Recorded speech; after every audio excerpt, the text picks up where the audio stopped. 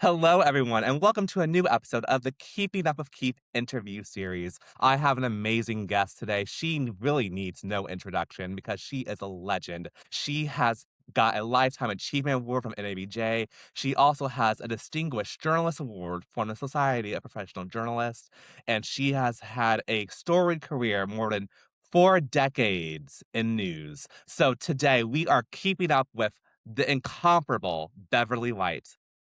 Thank you, Keith, for the invitation and the warm introduction. You read it just the way I wrote it. No, sorry.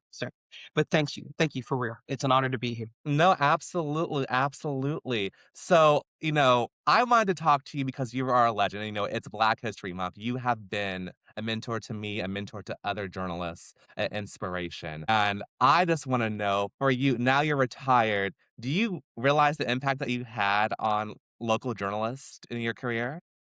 Sometimes it bubbles up when I least expect it. I hear from friends and mentees and former coworkers around the world, to be honest, and they throw it out there like that. Otherwise, no, I'm retired and kind of living in anonymity since I left LA. And you kind of forget the impact you have on other people until they bring it up. And that's okay. That's okay. But it's an honor to have been in other people's lives in what they tell me has been a meaningful way. But others inspired me. And I thought that was your rent on earth to try and inspire others. Yes, absolutely. Because I remember meeting you. I think I graduated college. I met you at NABJ LA. I think it went by a different name back then, but, That's right. I The met me. Black Journalists Association of Southern California. Yes, my husband Yes. was chapter president when they transitioned to the current name, NABJLA, which is, easier to say and connects you more officially with the national, of which, the LA chapter has been a long, long time member. Yes, yes, absolutely, and that's why I met you there, and I remember, I've been watching you growing up. Again, you always led the 11 p.m. news on Channel 4. Always see clean or Chuck tossed you every time. I was like, "Oh my gosh, I'm meeting one of the people that I always looked up to," and you helped me establish that connection with Channel 4, then me with Todd, back at the NABJ convention in 2013 in Orlando, and I never forget that because that really set my path to help, I got to work at my dream station. I accomplished that. So, in a small part, thanks to you. So, I want to say thank you again for that. You're more than welcome. Yes. And so, let's talk about your career. So, I know you grew up in Texas. So, how did it all start? Well, the journalism piece started in college, to tell you the truth. I didn't do journalism in high school. A lot of folks are yearbook and newspaper, and those outlets existed. I think I maybe wrote a column or two for the Killeen newspaper, Killeen High School, home of the Kangaroos. That's my mascot. But I wasn't an active participant in the journalism curricula until I got to college. And only then in my junior year did I change my major. I entered the University of Texas as a business major thinking, well, I'll count money, I'll make money, I'll figure it out along the way. Because I had no idea what I wanted to do in Mhm. college other than get in and get out on time. So I accomplished that and shifted gears in the junior year to try journalism. The business school had a lot of courses that were kind of interconnected with the communication school, including public relations. And I wound up taking, I think, a class or two in a different building, hearing Mhm. everybody on the microphones, doing those practice exercises like broadcasters tend to do. And I was captivated by the technology and the sound and the kind of the excitement, which I didn't get from the business side. Not to say I wasn't doing well in the economics and business Yeah. classes, but they were kind of dry. I did the mock interviews. I thought, well, I'll be an executive, I'll rock the suit. And it just didn't scratch my itch like journalism did. So I changed my major first with a PR course. And the instructor in that class said, honey, you got a great set of pipes and you do write well. Have you ever considered the broadcast piece? And clearly I hadn't. So it was a steep learning curve. And one thing that really sealed the deal for me was an internship. I know you're big on internships. You've had several. I only had Yes. one. I had one. The summer of my junior year, I got picked up by the NBC station in San Antonio, Texas for $4 an hour. And they hired one other student from my university. We were roommates because we were broke. And we managed to Mhm. pull it off with the 3 months in a strange city and bounced around with the reporters and photographers. And that's when I realized these people are no sharper, no brighter, no better, no smarter than me. If they can do it, I can do it. And I think that's what access is all about, reminding yourself that nobody's born knowing this. You have to kind of make those connections and grow into it and learn every day if you can. And the internship lit that fire for me. Then I had my Mhm. senior year, knocked it out, graduated on a Saturday with a Bachelor of Journalism degree, and went to work on Monday. And been working ever since until retirement, which I'm sure we'll talk about at some point. Yes, no, that's great. So, where was your first job and what was that like? I knew you'd ask. My first Yes. job was in Waco. Waco, Texas, the buckle of the Bible Belt, the 98th market at the time, which meant they got slightly better advertising revenue than all the stations in the hundreds. As you know, there's more than 200 TV stations coast to Yeah. coast, and they're ranked on population, and Waco was number 98. Not only was it in Central Texas, more or less where I grew up, I've been watching stations from Waco my entire childhood. My family's really into current events and journalism. I didn't realize it. Just magazines and newspapers were all over the house. My parents are very literate, very into what's happening in the world. My father's a Vietnam veteran, and my mom is a homemaker for a while. Then she became a cafeteria lady in the public school system. But Mhm. always and forever, they believed in the written word and staying up to speed on everything around us. As African Americans, as a military family, we bounced around the country and the world, but we were always paying attention to the news. So it was infused in me before I knew it was a career choice. But thereafter, once I got that degree and got that first opportunity at the station in Waco, it lasted 3 years and 8 months and 13 days at my first station, because yes, I counted, trying to get out of a small market. But everybody has to start somewhere. So I'm grateful for that opportunity because I was a reporter and a photographer and an editor, and we set up our own live shots. So we were doing what people do in small markets back in the day before Yeah. MMJ. We were one man band. If my colleague called out sick, I still had to turn stories. I just did them solo. And when he was around, there were two guys and me in a bureau. We cobbled together the best stories we could find in our base of Killeen, Fort Hood. We covered the Army base, which Mhm. ironically is where my father retired from from the Army after Vietnam. So I was familiar. I knew how to read rank. I could handle a lot of the military jargon, and I had a whole lot of contacts in that community because I grew up there. So it was a blessing. Not that I was totally aware at the time, because I was miserable about the pay, and Yeah. being consistently broke, doing laundry at home. My entire first job, just like I did when I was in college, because I couldn't afford to Yes. go to the laundromat. You scratch and you struggle, and you enjoy it anyway. I had a great time. I don't regret any of the steps that got me to Los Angeles, where you and I met. But Yeah. Waco led to CBS in San Antonio, which led to ABC in Cincinnati, then NBC in Miami. And the Miami opportunity led to the one in Los Angeles. You've already mentioned NABJ, the National Yeah. Association of Black Journalists. I met a woman at an NABJ convention while I was still employed in Cincinnati. She hired me to Miami. She left Miami for a job on the West Coast. And 3 years on, she called me again and hired me to KNBC in LA. So that NABJ connection changed my life in ways I still marvel at. NABJ has really impacted me because in Miami, I also met my husband. So when I Yes. say change my life, I mean change my life. Those connections matter. NABJ is a key part of it. It put you and me together. And here we are now marveling at how far we've traveled in the years we've known one another. Yes, absolutely, and you're right, EJ does change lives. That's where I got my first job at news producing in Bakersfield because I went to a convention in Minneapolis, and I told them, "Hey, hire me.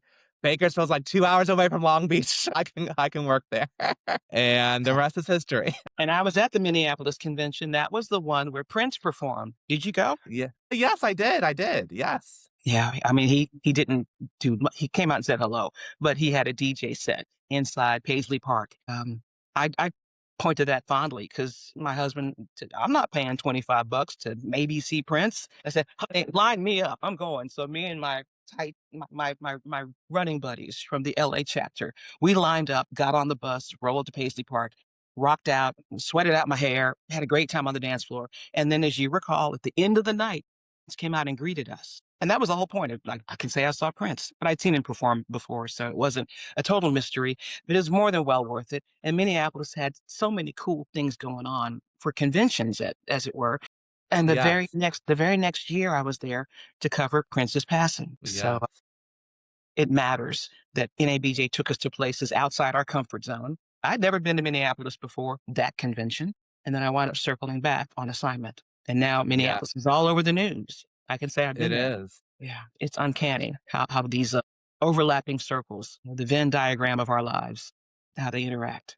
So thank you for Yeah. asking. I get a kick out of revisiting my journey because I couldn't have planned it, but I wouldn't change a thing. No, that is great. And I would say if you can talk about maybe the importance of starter markets, because especially now in 2026, the idea of a startup market is now becoming a little bit foreign to most, college students getting out of college now. They are now going for maybe now market 60 plus or no, or even 30, it could be top 20 sometimes. Can you just tell about what's the importance of starting in a rookie market before making it to the big leagues? That's an excellent question, Keith, and it's close to my heart because you're right. I meet people all the time. I mean, even now, I'm active with the Tampa chapter of NABJ, and I run into folks who started in the 30s right out of college, and that blows my mind. I knew I wasn't ready for the 30s. I was grateful to start in the 90s, but I realized times change. And if you're not from a small town, literally, I'm from flyover country, the place West Coasters and East Coasters you talk about Mhm. fondly, but I'm from that part of the world, the middle of the nation. My hometown had one high school. So, of course, everything looked like a big time to me. Starting in Waco was not a step down to me. It's a market I grew up watching. I also watched Dallas and Austin because of geography, but I started in the smaller of the three, and that's fine. It also gave me a chance, which I think is invaluable, to get those skills tight so you don't embarrass yourself down the road in a large place where you maybe aren't ready. You got hired, you're enthusiastic, and a boss believed in you. But if you're not built for that, if you haven't already picked up the fundamentals of storytelling on television, you will crash and burn and maybe never recover. I had time to grow my skills, gain my confidence, learn the lingo. Every newsroom has its own language. Is it a live shot? Is it a donut? Is it a package? Is it a VO? Yeah. Know just how many people realize how unique. It's a fraternity, for lack of a better word. Broadcast news has its own culture, and every network, every newsroom has its own subculture. And I was able Yeah. to bounce around several and really get the lay of the land. Not only pat myself on the back for good live shots because live shots are my bread and butter. I love going live, but I didn't always because I didn't know how it worked. But I got to observe people who had already mastered it. And when a woman left that position, nightside live reporter in San Antonio, I was ready to step in. I'd worked alongside her. I'd taken notes in the Waco market and every other place I've ever lived and worked, to be honest. Because if you're a news junkie, and I know you are, you're watching the news anyway. You're picking up Yeah. ideas and things that look like they work, that maybe that'll work for me. Nothing's original, but it's not plagiarism. It's not copying per se. It's just using the tools you see prove to be effective for other people. They might work for you. And that's what I think small market television, maybe not every career, enables you to do this. Because again, I emphasize I was broke, but I was in my home community where I could run home and do laundry. I could bum a meal from my parents. I could, Mhm. have community meals with the other reporters in my station because we were all on the same pay scale. We knew the struggle was real, but it was a community struggle and we looked out for one another. Those friendships, I treasure these people. They're still in my life 40 plus years later because I hate to use a fraternity sorority analogy, but we crossed those burning sands together of early stage broadcast news, carrying the equipment when it was really heavy. It wasn't Yeah. iPhone size, it was cumbersome. The light belt was 20, the camera was 20 or 30. If you wanted to bring along a light kit to go with the belt, you had to do the overhead, sun gun. I mean, all these old school, I feel like I'm talking typewriters, but we had typewriters in my old newsrooms and carbon paper. And it's okay because the tools of the trade change, but the fundamentals don't. And starting small and going medium and then working my way up, it enabled me, I think, to really get my skills tight. So when it came time to interview, I could defend what I'd done thus far. I wasn't just bristling with potential. I was a proven Mhm. performer by the time I got to Los Angeles. And frankly, by the time I got to Miami, because Cincinnati put some skin on my nose, on my back. I mean, you pick up the skills wherever you can, but every community has its breaking news. And like you Yeah. say, you watched me lead the newscast at 11 p.m. in LA. I led newscasts in other markets prior to that. It was a healthy competition with my colleagues and with the folks across the street at the other stations. Like, who can have the better version of that story? You want to be the water cooler story. Maybe not the lead, but the one everybody in the office tomorrow is talking about at the water cooler or in the break room. Did you see that Yes. story Keith did last night? He nailed it. He told me things I didn't know about my backyard. That's what we all strive to do. And of course, improve representation of underserved and underreported communities. I mean, we do that. That's our DNA. As an African American journalist, I proudly wave that banner. Like, hell yeah, I'm here to introduce my colleagues and my community to other communities they never even noticed. And not only because of crime. People berate broadcast news, and rightly so, for only Yeah. focusing on minority communities for the negative. I'm here to tell you there's some fantastic stories out there. I've told dozens, maybe hundreds on purpose, but you have to pitch them, you have to research them, you have to confidently present them, not just to your managers, but to the viewers. And I like to think that's my legacy. Not only the people whose lives I've touched or maybe inspired to do what I used to do, but Mhm. to tune in and pay attention because doggone it, Colleen Williams just introduced Beverly White. You better sit down and listen. She's going to tell you some stuff you maybe didn't know. And not just during Black History Month. That too Yeah. was my claim to fame. Like, I'm pitching these strong stories about people who look like me 12 months, 24/7. Yes. No, that is great. I mean, no, there's so much I want to follow up about that because you talked about, s- reporting on underserved communities, minority communities. And I bet there's some even journalists of color today are sometimes has that struggle to report how to humanize or the story or just do something that's not the norm. Like we don't always have to go to the valley where a big store in LA. We can go to South LA or the South Bay or to somewhere different. And so I want to know what advice do you have for reporters who want to tell those stories, but they don't know where how to pitch them or get them executed? It's easier than you think when you remind people nobody knows everything. It's as simple as that. You can't possibly know all the nooks and crannies and interesting places, not just to eat or shop or do recreation in Southern California comes to mind, but I try to be that ambassador in every community I've ever lived in. If it meant Fort Lauderdale, where I was based when I worked for the Miami station, or parts of San Antonio that I was learning and sharing with my viewers, I'm not bilingual. But San Antonio embraced me because I'm a military brat, and there's a bunch of military bases all around San Antonio. You could Yes. endear yourself to their public information officers, and you know how that works. If you're a communication specialist in corporate America, like you're with Metro, and you handle their media relations with journalists who don't know what they don't know, you're their guide. Once I take you out to coffee, and you pitch your stories, and I in turn pitch them to my people in my newsroom and say, yo, I've got the source. I got it lined up. This is what it's going to look like. They may, you know, present surprises, but basically I know why I am pursuing this today. Give me a little runway and I won't make you regret it. And if you can deliver on that, regardless of the topic, you do want to be a Swiss Army knife. I don't just do Black stories. I'm a Black reporter who has special insights. That's my secret Yes. sauce, but that's not the only thing I can do.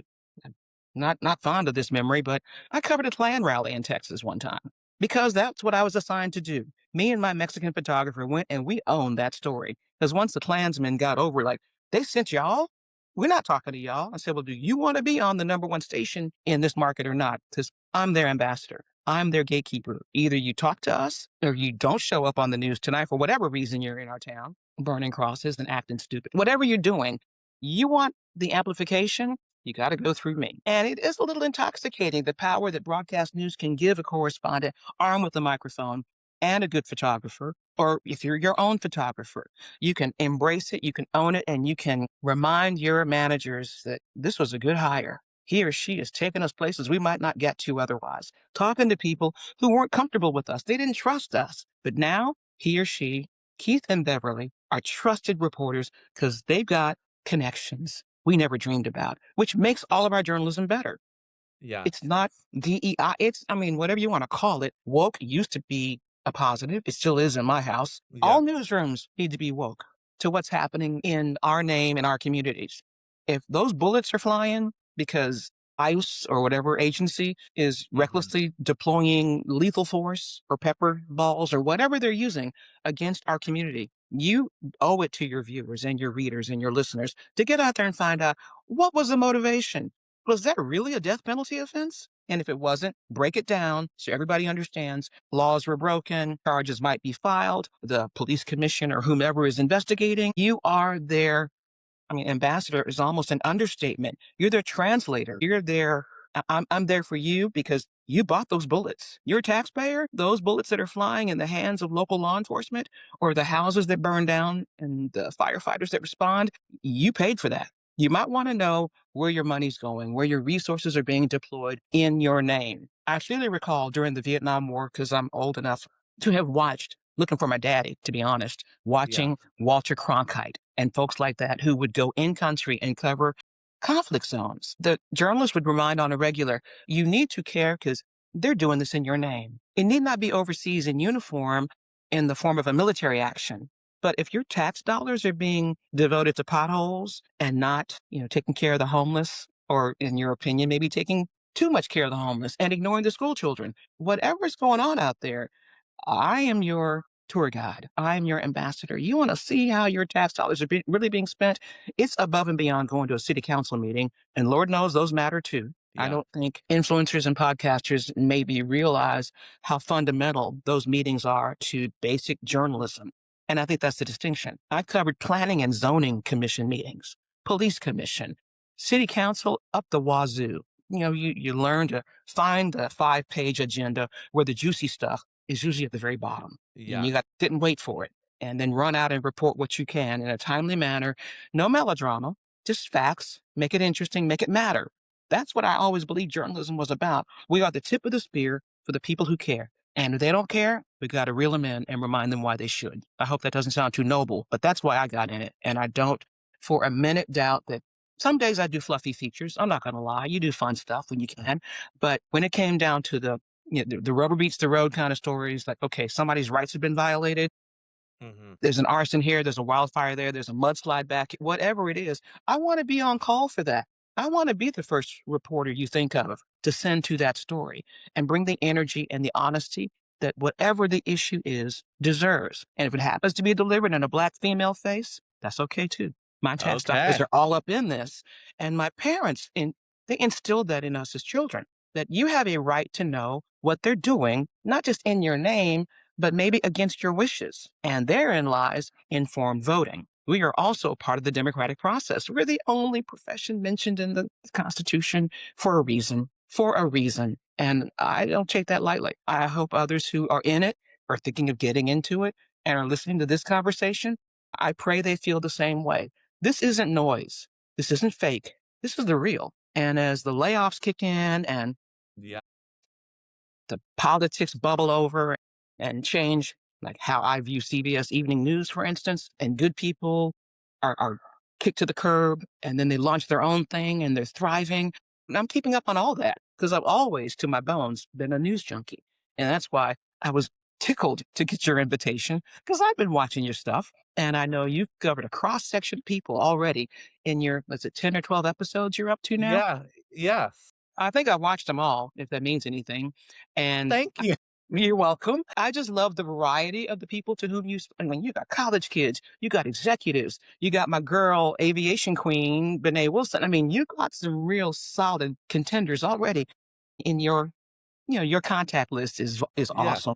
And you call on folks, they say yes. I said, well, am I ever going to get the call? And then I did. And of course I said yes. Of course I said yes. What you talking about, Willis? I'm really proud of you, Keith, because I know what you're doing it is journalism in another space. That's all. And I respect the platforms. I don't understand them all, but I applaud the righteous storytellers who are doing it with research and integrity. And I believe that will save the day. It won't look like it did when I started. Things change, but I tip my hat to those of you who are still in it and in it for the right reasons. Thank you. Yes. You're Yes, right. absolutely. Yeah, I mean, I started this because I realized, especially being a news producer, that side of the field is it's gate kept a lot. Like, when you do research, the first thing that comes up for journalists, like, on a reporter than, than, Yes. produce. It has its place, but it's not the only job. Far from it. Yes, it's not the only job, and people always have questions about, "Oh, how does it work? What do you do?" and stuff, and I thought, I just need to talk to a variety of people, and plus we're going through like, people are having they're struggling right now, let's say, in the news and doing something different because 'cause they're not getting that same type of, joy that news used to brought them, and that has led to people leaving, and then the layoffs, that leaves people jaded, you know? Absolutely. So When I left at the end of 2022, I was retired by NBC, offered me a buyout.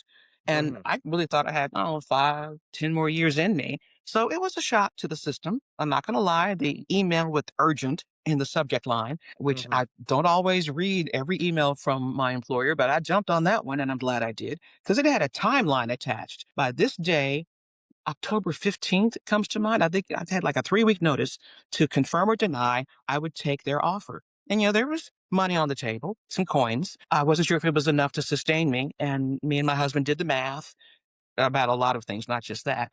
yeah, Among other things that happened, because God has a way. I'd been covering COVID stories because remember 2022, we're coming out of George Floyd, yes, we're in the pandemic.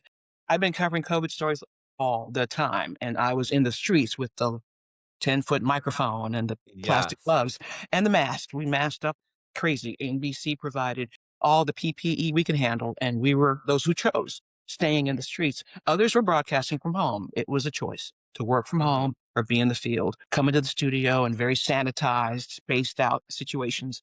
I stayed in the streets like I've always done. And then my father died of COVID. My daddy passed. And I think that was God tapping me on the shoulder saying, little girl, it is time to get on with the rest of your life. The retirement offer presented itself within weeks of my father's passing. I worked out some, we negotiated some sweeteners. I'm not going to lie. I do know how to negotiate. I was a shop steward for SAG mhm, AFTRA. That's my union. And a lot of people don't think about TV. People have unions, but yes, we're just like Major League Baseball. We've got a union to protect us and keep us safe.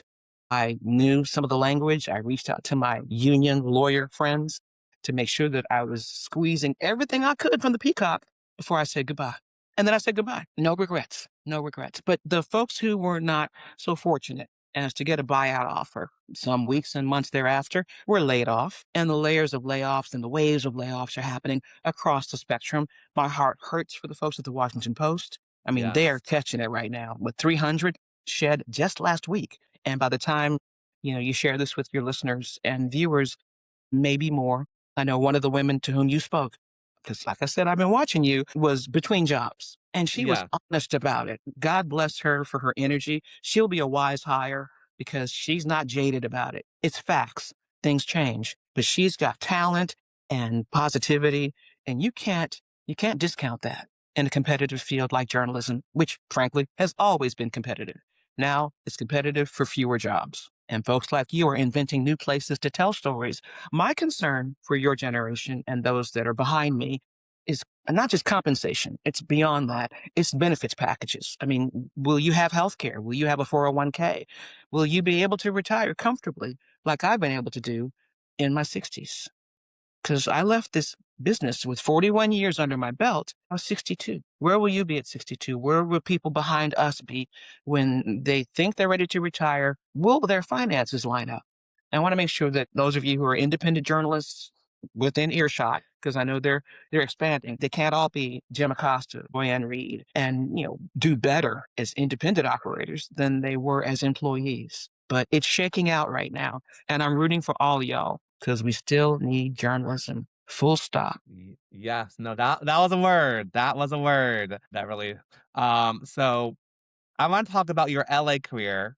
For sure. Working at NBC4 LA because you have covered history, American history. Again, from the death of Michael Jackson, Nipsey Hussle, the Rodney King riots. You mentioned COVID, the George Floyd protest. No, when I got to LA, I didn't realize how tough of a market the LA market is until I started producing for it. You see it on television, but when you start producing for it, I'm like, oh my gosh. Content for having, I was assigned to many reporters being a content producer. As you know, you probably had your own content producer as well.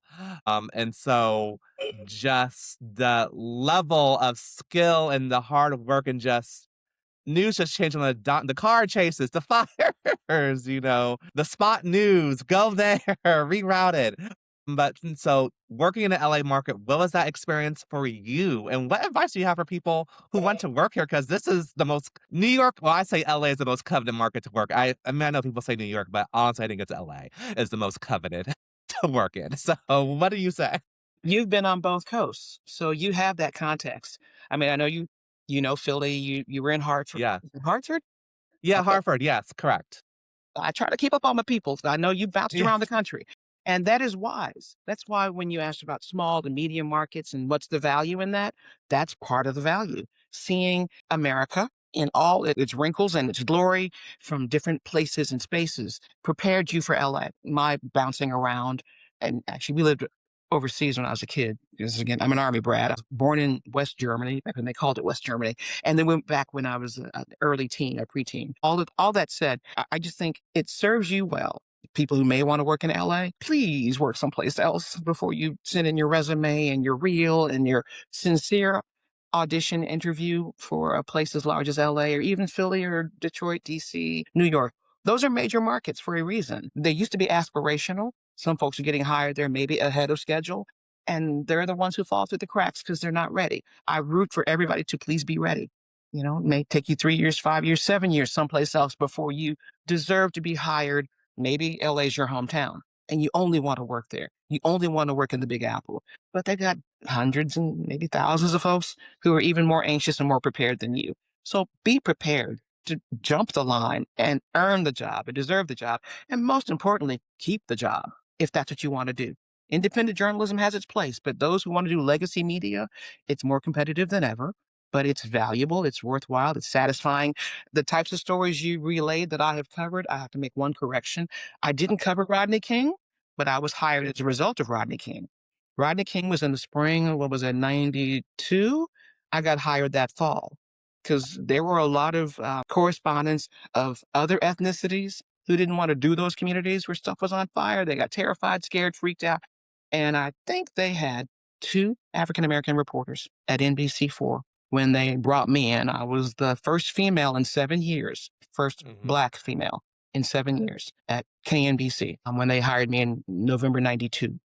And then there were two Black men, and the three of us, we did the best we could, covering all things. And yeah, zeroing in on the aftermath of Rodney King. But I wasn't present for the Rodney King riots. I met the man once and actually shook his hand, like, my brother, I think I can thank you for reminding them that they need reporters who look like me to cover communities like yours, like ours. And unofficially, some of the managers told me that as well. Like, yeah, we realize these white folks don't want to cover South Central because it was South Central then, and people were freaked. I'm not afraid until you give me reason to be afraid. A community of folks who look like me doesn't scare me on the face of it. Why would it? No, these are my people. I feel safe until you give me reason otherwise. I felt more nervous, honestly, on some assignments in Calabasas than I did in South Central because people will trip. Why are you here? Excuse me? I don't look like your neighbor, therefore you feel you have the right to step to me and ask me why am I here? That's just foul. And I'm from the South. I don't play. Yeah. Don't games in my face, racism or sexism or whatever your ism happens to be. Yes. I can meet that moment, but I don't want to. I just want to do my job and serve my viewers and go home every night, just like cops say they want to. I want to go home every night, sleep in my bed. And this career allowed me to do that. But back to your litany of stories I've covered. Nipsey Yeah. Hussle lifted my spirits. I had a chance to be in an audience once where Ava DuVernay screened a movie and she had Nipsey on the panel to talk Yeah. about it. It was the documentary 13th, which looked into the criminal justice system from why are so many folks in prison all of a sudden. Ava did a deep dive and she brought Nipsey onto the panel discussion and he was dropping nuggets. And I realized, oh my God, he's a genius. Please give us 10 more like him. And then he was gone. So covering his passing and being in the community for, the aftermath, because it was emotional, not scary, but emotional. I do remember certain reporters who shall remain nameless who got scared and left that assignment because, vans were being rocked. Some folks were Mhm. tagging buildings in their outbursts of just downright deep sorrow for the loss of, I mean, he was a homeboy. He'd done great things and more to come. And then he was snuffed out.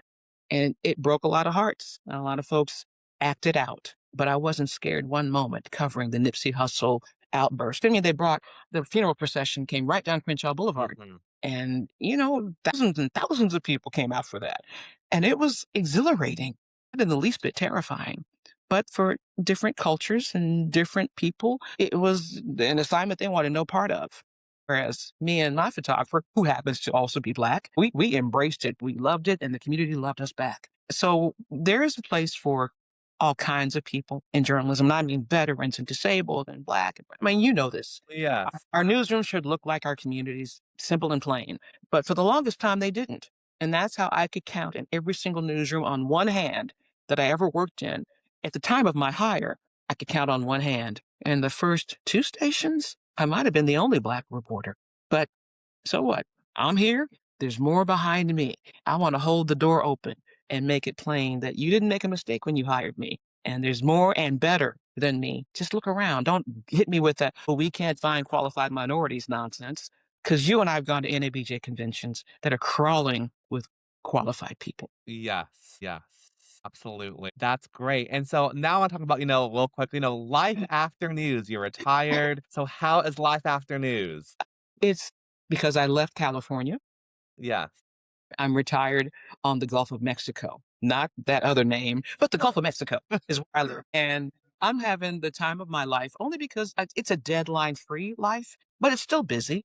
I'm just busy for myself and my family now. Doing projects I want to do, talking to friends like you. I've helped with a few other podcasts for different agencies and organizations. I am not a podcaster, but I will moderate anything if somebody asks me nice. I used to do that in LA. The links, all the Greek organizations you can name, a whole lot of churches have invited me to MC their scholarship events. And because I work the night shift, you know this, I work nights on purpose. Some folks say, oh my God, 3 to midnight, that's an awful schedule. Not in my world. I always believed you had more newscasts, better stories, and fewer managers if you work 3 to midnight. So that Mhm. sustained me, not just in LA, but Miami before LA and Cincinnati before that. I chose that schedule when I wasn't anchoring, because when I anchored morning shows, which is a different side of your brain. But when I Yeah. reported in the streets, I chose the night side on purpose, and it served me well.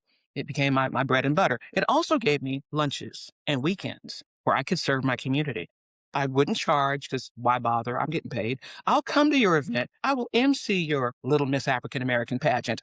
You name it, I've done it. And I got thank you letters like you would not believe from organizations that were kind enough to ask me to please come and do this for us, help us start on time and end on time. And I can do that because I live by deadlines. And I Mhm. don't sing, I don't dance, but I can work a microphone. I will MC most anything for anybody.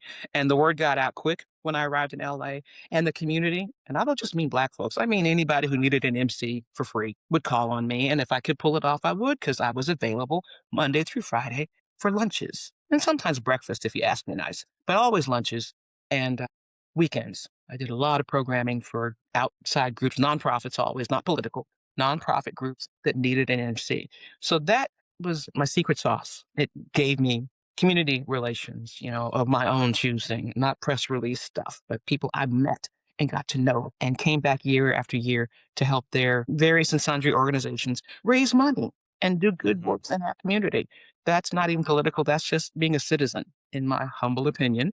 And I would always run it past the bosses, like, oh, by the way, I'm going to MC this thing for this group. And they'd say, go with God, honey, have fun. Because it's a feather in their cap that people are willing and able on the NBC banner, maybe put on a lapel pin, or they'd Yeah. introduce, hey, here's Beverly from Channel 4. That's okay. I'm representing my organization, my employer, but most I'm just representing myself and trying to, as my parents would say, not be a disgrace to the race. And as Muhammad Ali would say, I'm trying to get to heaven. That's my motivation. So what I'm doing now is a variation on that. Not as crazy busy because folks don't know me as well in my new community as they did in LA, obviously. But that's all Mhm. right. Because also means I can go to the grocery store with no makeup. They don't know me, But on demand, I can get camera ready and I will help out a good cause. And I do that when I want to. That is fabulous. I love that for you. I love that for you and Xavier. Thank you. Yes, my sweetie retired with me. He's a journalist and a documentary producer. We are they call it the third. We are thoroughly enjoying our third. Because if God blesses us with maybe 90 years, we're both in our 60s and we're healthy. We have family nearby. We have a grandchild now. Yeah. And God is good.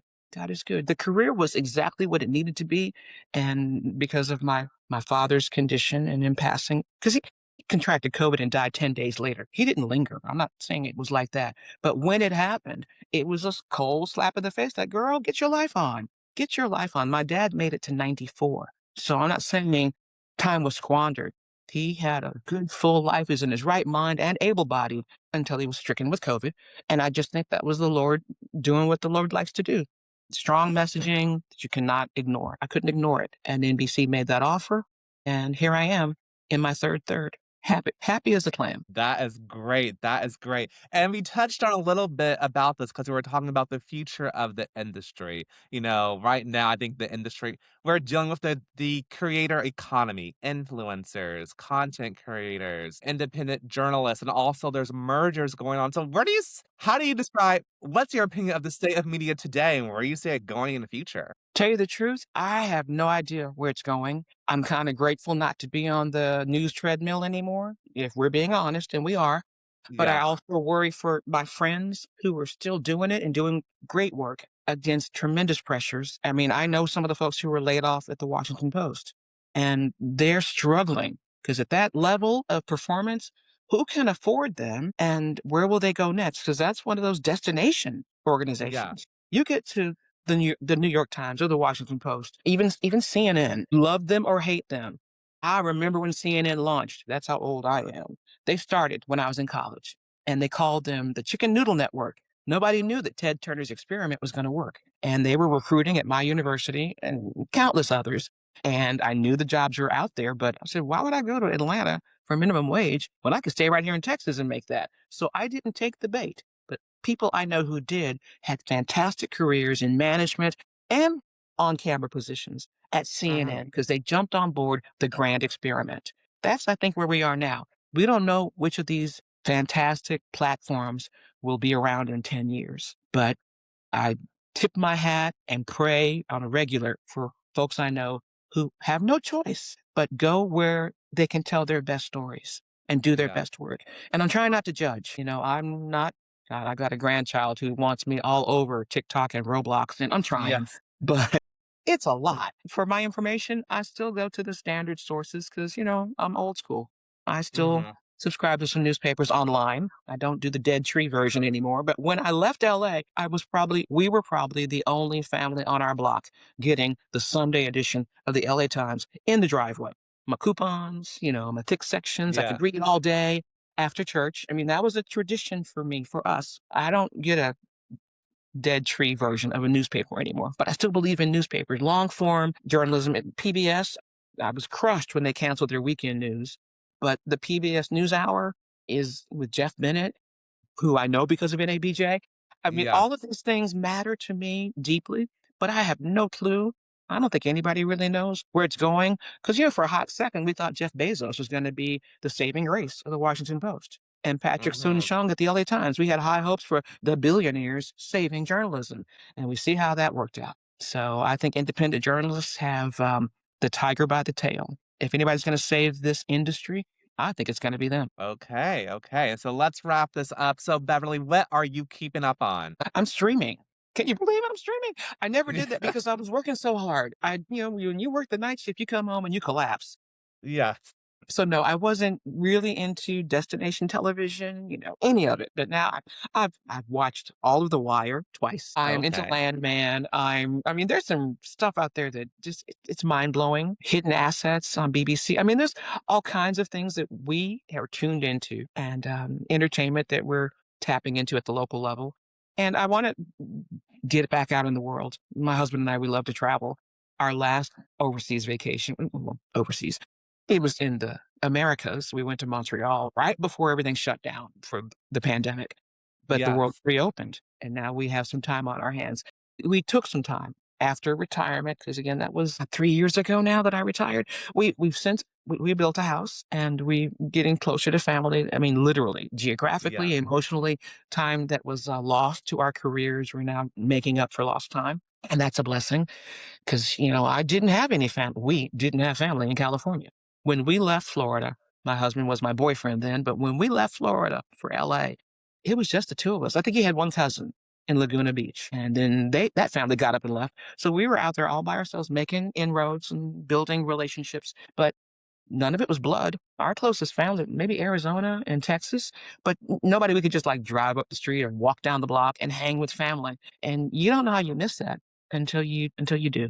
So I know you're with family, which is a blessing. Enjoy every minute Yeah. because this career takes you to all points on the compass.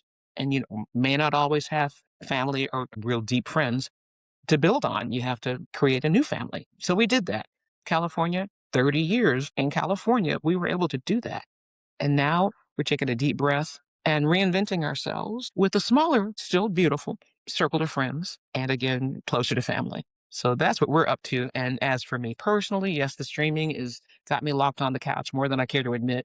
But the deadline free life, I highly recommend it when the time comes. And don't wait too long to get that phase of your life underway because tomorrow is not promised. We are seeing Yes. so many good people. I think about Malcolm Jamal Warner on Mhm. holiday with his family in Costa Rica, and then he's gone. Yeah. I haven't gotten over that one yet. And more, yeah, I'm not going to end this on a down note, but let's be real. We cover stories of sudden death and catastrophe. We need not think that we're going to be spared. It could happen. So squeeze every drop of joy out of this life that you can. That would be my closing message. And it's beyond journalism. It's just a fact. I've covered more candlelight vigils, spontaneous sidewalk memorials to murder victims and crash victims and people who perished through no fault of their own. When those things happen, it takes a piece of you. My soul was impacted. I would cry in my shower. I'm not going to lie. But you have to hold it together on the air. You have to be stoic because that's distracting for you to become a part of the story and lose your place. Because it didn't happen to me. It happened to people I'm talking to. And I have to respect their grief, get their story told, and then move on because tomorrow's another sad story, probably. Now that's behind me. And I'm grateful that they shared their stories, that my employers allowed me to do all the amazing things I did. But I'm not done. I'm just a journalism observer now. And I'm delighted that storytellers like you are still in the game and making us proud. So don't stop. Thank you so much, Beverly. Thank you again. And where can my audience follow you if you want to be found on social media?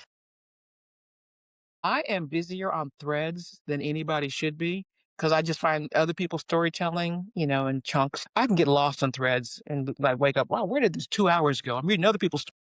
I do Threads, but I comment. I don't really throw out anecdotes like other people do. I'm still on Facebook. My birth name is Beverly White. I haven't changed that in any of the spaces. Either I'm Broadcast Bev or I'm Beverly White.